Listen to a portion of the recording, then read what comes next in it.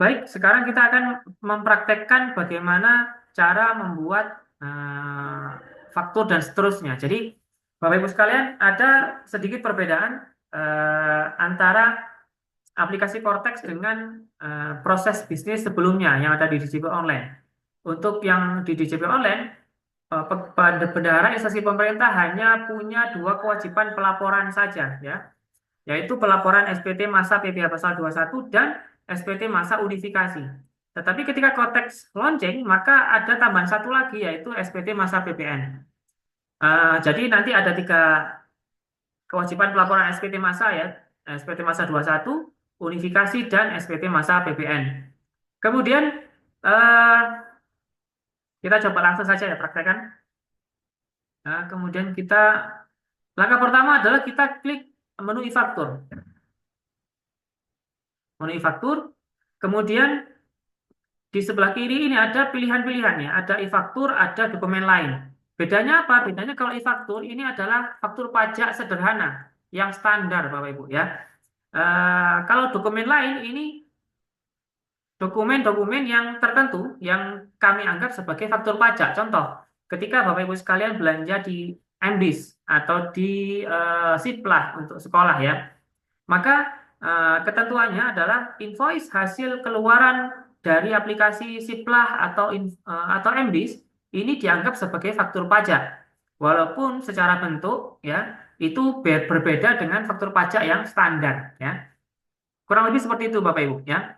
Atau dalam rangka misalkan impor, impor juga dapat dokumen impor. Maka dokumen impor ini walaupun bentuknya bukan seperti faktur pajak biasa, maka tetapi kami anggap sebagai faktur pajak, ya.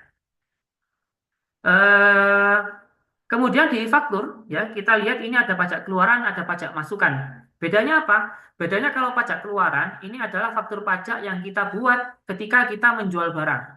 Kalau pajak masukan ini adalah faktur pajak yang kita dapat ketika kita membeli. Untuk bendahara itu kebanyakan kan tidak bukan PKP, ya, bukan pengusaha kena pajak, maka tidak membuat pajak keluaran, ya. Ketika kita membeli, ketika Bapak Ibu bendahara membeli barang, maka faktur pajak yang diterima itu adalah faktur pajak masukan, ya. Kurang lebih seperti itu. Karena sebagian besar bendahara adalah pembeli, maka kita akan bahas di menu pajak masukan saja, ya. Kita coba klik pajak masukan. Loh, kok enggak ada? Nah, ini. Kira-kira apa masalahnya Bapak Ibu? Ya. Padahal tadi saya sudah membuat faktur pajak, tetapi kok enggak muncul? Masalahnya adalah di sini Bapak Ibu. Kita belum impersonate, ya. Jadi eh, harusnya ketika misalkan saya login sebagai PIC, ya, tetapi di usernya ini saya klik user akun utama, maka faktur pajak yang masuk di instansi pemerintah tidak akan bisa saya lihat. Kenapa? Karena saya sedang eh, apa istilahnya menggunakan akun pribadi. Kalau Bapak Ibu ingin melihat faktur-faktur milik instansi pemerintah, maka harus impersonate dulu di akun wajib pajak. Coba kita cek, ya, impersonate. Nah, ini ada tulisannya you are currently impersonating, ya. Kemudian kita klik e-faktur. Kita klik pada masukan, ya. Nah, muncul Bapak Ibu, ya. Seperti itu. Jadi jangan sampai bingung kalau misalkan loh faktur pajaknya kok enggak ada. Nah, mungkin Bapak Ibu sekalian lupa impersonate, ya. Nah, ini ada kebetulan saya beli barang tertentu dari PKP, maka ketika PKP tersebut membuat faktur pajak, ya, faktur pajak tadi itu otomatis masuk di akun Cortex instansi. Jadi, Bapak Ibu sekalian tidak perlu lagi nagih-nagih mana faktur pajaknya. Saya minta dan seterusnya tidak perlu. Ketika penjual sudah membuat faktur pajak, maka secara otomatis faktur pajak tadi sudah muncul di akun Cortex kita, di instansi pemerintah. Ya. Kemudian, apabila Bapak Ibu ingin mencetak, misalkan mencetak faktur pajaknya untuk SPJ dan seterusnya, maka kita tinggal klik yang warna merah ini, Bapak Ibu, ya. Nah, otomatis tercetak seperti ini. Ya. Eh, Kemudian kita klik edit Bapak Ibu, ya. Jadi langkah paling utama ketika berurusan dengan faktur pajak ya, yaitu ketika transaksi di atas 2 juta maka Bapak Ibu sekalian harus mengenakan PPN ya. Karena ada pengenaan PPN maka transaksinya harus dengan wajib pajak atau dengan rekanan yang berstatus PKP Bapak Ibu atau pengusaha kena pajak. Cirinya apa? Cirinya yang bersangkutan atau penjual ini itu bisa membuat faktur pajak. Kalau misalkan eh, penjualnya bukan berstatus PKP, maka sebaiknya dihindari Bapak Ibu sekalian. Kenapa? Karena nanti ketika terjadi transaksi dengan penjual yang non PKP, maka Bapak Ibu tidak akan bisa membayar PPN-nya, Bapak Ibu, ya.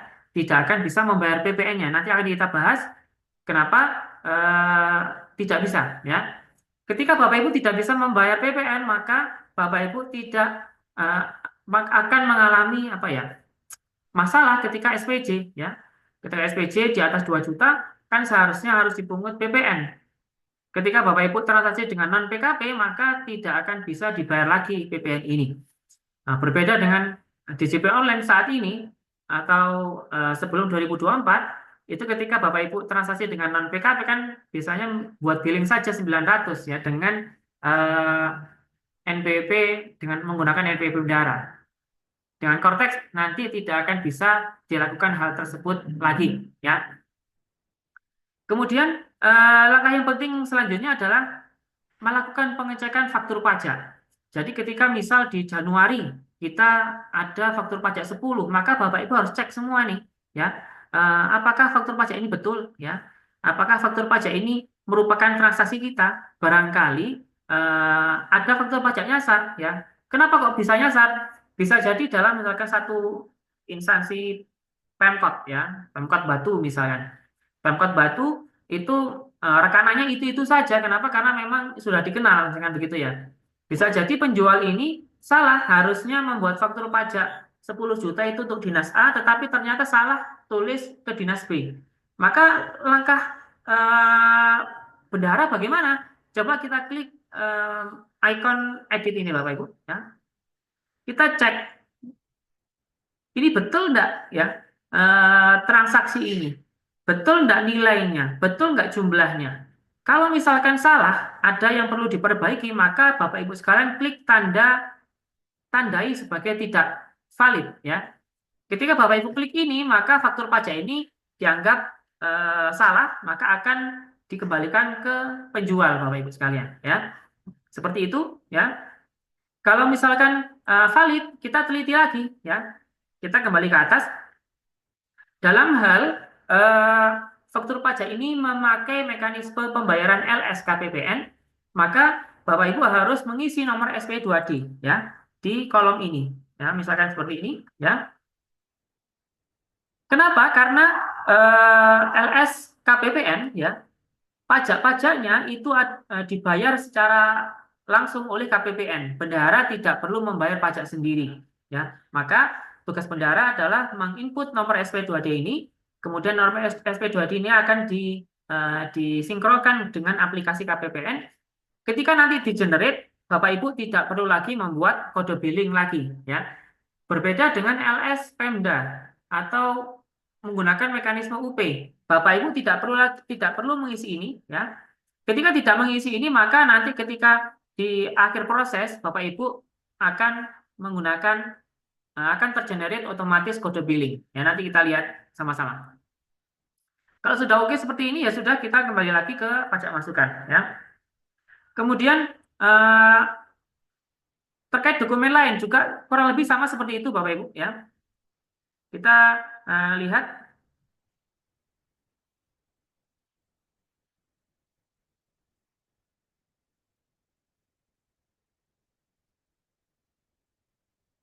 ya.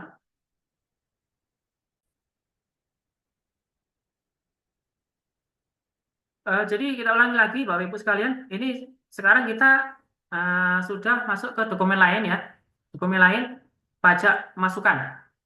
Contoh misalkan kita transaksi melalui MBIS ya, melalui MBIS, kemudian hasil invoice-nya itu kita anggap sebagai faktur pajak ya.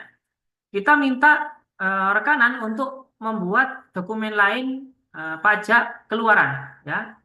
Jika di kita nanti akan masuk sebagai pajak masukan. Hal yang perlu diperhatikan adalah terkait kodenya, Bapak Ibu sekalian, ya, kode fakturnya.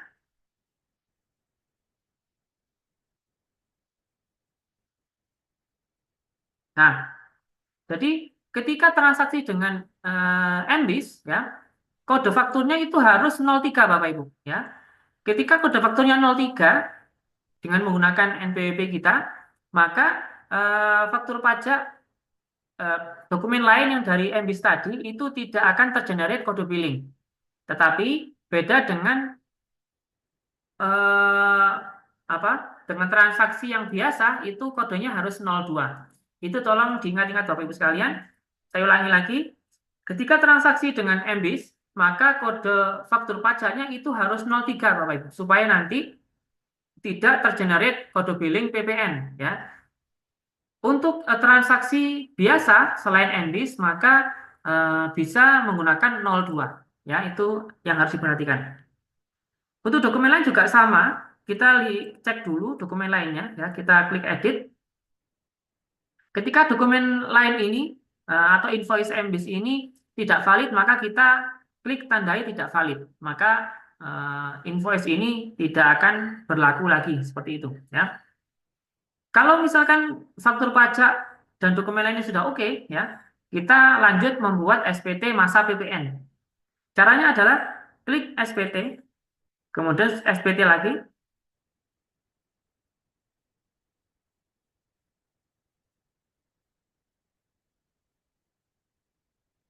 kemudian buat konsep SPT. Karena kita akan membuat SPT masa PPN, kita klik PPN, kemudian lanjut. Masanya kita akan melaporkan masa Desember 2024. Lanjut. Jenis pajak, jenis SPT-nya kita klik normal. Normal artinya kita baru melaporkan SPT Desember ini. Ketika kita sudah lapor SPT Desember dan ternyata ada yang salah, maka kita klik pembetulan, ya. Kita buat SPT. Ketika setelah selesai buat konsep, maka ini muncul di menu konsep SPT. Ketika SPT ini kita sudah kirim, ya, maka ini ada menunggu pembayaran. Kalau sudah kita bayar, dia otomatis akan geser ke SPT dilaporkan. Seperti itu kurang lebih, Bapak Ibu, ya. Kemudian kita klik coba klik lihat, ya. Seperti ini menu SPT masa PPN-nya, ya. Kalau sudah oke, kita klik centang. Kemudian ini kita isi jabatan. Misalkan kita isi kepala dinas gitu, ya. Kita langsung klik bayar dan lapor. Nah, muncul menu tampilan seperti ini, Bapak Ibu, ya. Apakah Anda ingin memakai deposit atau langsung create billing code, ya. Jadi kebetulan di Cortex KPP kantor pajak itu mempunyai deposit pajak, artinya mempunyai simpanan deposit pajak. Tetapi dalam hal Bapak Ibu sekalian tidak punya deposit pajak, maka otomatis muncul kode billing. Ya. Kita klik create billing code. Ya. Muncul seperti ini. Kita masukkan passphrase yang tadi sudah kita buat. Ya. Klik simpan. Kemudian konfirmasi tanda tangan. Nah, ketika Bapak Ibu tidak punya deposit pajak, maka otomatis tergenerate kode billing.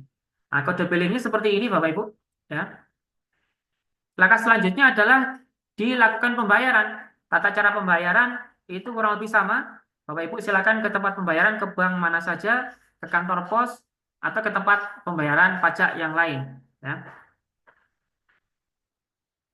Nah, tadi sudah saya sampaikan bahwa ketika sudah diklik kirim, maka dia otomatis geser ke bawah SPT menunggu pembayaran. Ya. Seperti ini. Eh, pasti ada pertanyaan loh. Kok lapor dulu baru ada kode billing? Betul. Jadi perbedaan antara aplikasi Cortex dengan apa? Dengan DJP online adalah ketika DJP online Bapak Ibu harus membuat kode billing. baru bisa lapor. Tetapi untuk Cortex itu harus lapor dulu, klik kirim lapor, baru tergenerate kode billing. Akibatnya apa? Akibatnya Bapak Ibu sekalian tidak bisa membuat kode billing per jenis transaksi, tidak bisa membuat kode billing per jenis pajak seperti itu ya. Jadi contoh misalkan Bapak Ibu sekalian SPJ ya, beli eh, beli barang nilainya 5 juta. Maka untuk pembelian barang senilai 5 juta terutang PPh pasal 22 1,5% dan PPN. Biasanya Bapak Ibu kan membuat kode billing PPh 22, kemudian membuat kode billing PPN, digabung dalam satu bundle, dimasukkan di kwitansi dan seterusnya, ya, kemudian SPJ. Tetapi nanti tidak bisa seperti itu lagi Bapak Ibu sekalian, ya. Bapak Ibu harus membuat menginput faktur pajak dalam 1 bulan, ya, bukan mengikut, meneliti atau mencek faktur pajak dalam 1 bulan, kemudian Bapak Ibu klik kirim lapor, baru otomatis tergenerate kode billing PPN dalam 1 bulan ya. Tentu hal ini akan merepotkan Bapak Ibu ya. Kenapa? Karena kode billing yang dalam 1 bulan ini tentu saja tidak bisa dipecah-pecah per transaksi ya, tidak bisa dipecah-pecah per dokumen pembelian. Nah, nanti kita akan akan terangkan bagaimana solusinya ya, bagaimana solusinya terkait hal ini. Baik, apabila sudah terbayar maka seharusnya SPT tadi geser ke bawah lagi, yaitu di SPT dilaporkan. Tetapi apabila dalam kondisi tertentu kok tidak berubah-berubah ya, coba klik refresh ini Bapak Ibu ya, klik refresh, otomatis nanti geser ke bawah, yaitu di SPT sudah dilaporkan. Tadi kita sudah membuat SPT masa PPN Desember ya. Ini sudah jadi. Ketika ingin cetak tanda terima, kita klik yang tanda hijau ini ya, seperti ini. Ketika kita ingin cetak SPT-nya, maka kita klik yang tanda merah. Ya. Ini adalah SPT masa Desember.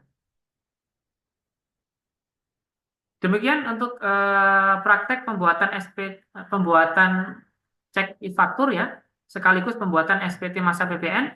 Nah, nanti kita akan lanjutkan lagi bagaimana kita akan membuat ibu pot unifikasi, kemudian melaporkan SPT masa unifikasi. Demikian, terima kasih. Assalamualaikum warahmatullahi wabarakatuh.